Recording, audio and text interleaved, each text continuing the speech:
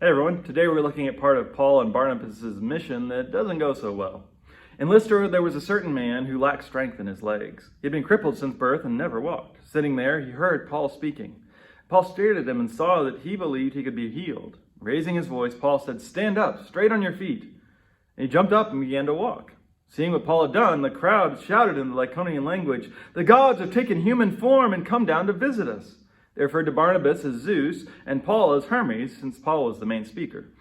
The priest of Zeus, whose temple was located just outside the city, brought bulls and wreaths to the city gates. Along with the crowds, he wanted to offer sacrifices to them. So once upon a time, the gods Zeus and Hermes visited a town near Lystra, disguised as poor peasants. They went door to door asking for food or a place to stay, but house after house rudely turned them away or wouldn't even open the door. And finally, the gods came to a little house just outside of town, belonging to a poor older couple named Bacchus and Philemon. They invited the gods in and fed them, even though they had very little and had no idea who they were. And eventually the gods revealed themselves, and they turned the couple's house into a temple and revealed that they have destroyed the rest of the town because of their lack of hospitality.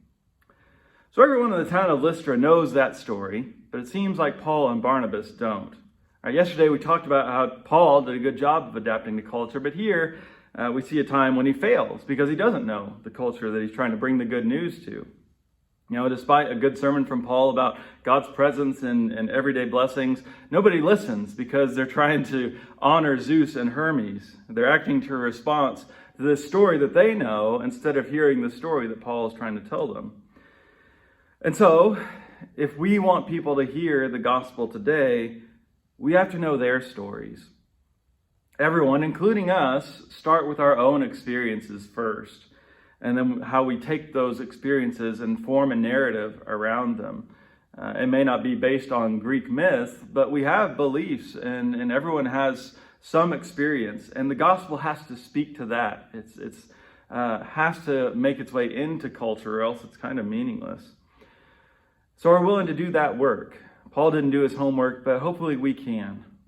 If we don't know where people are coming from, how can we expect them to come to Christ and for Christ's story to connect with their story? We do believe the gospel can speak into every situation, but we got to do that work. We've got to know the situation, and that's how we can bring good news to the people around us.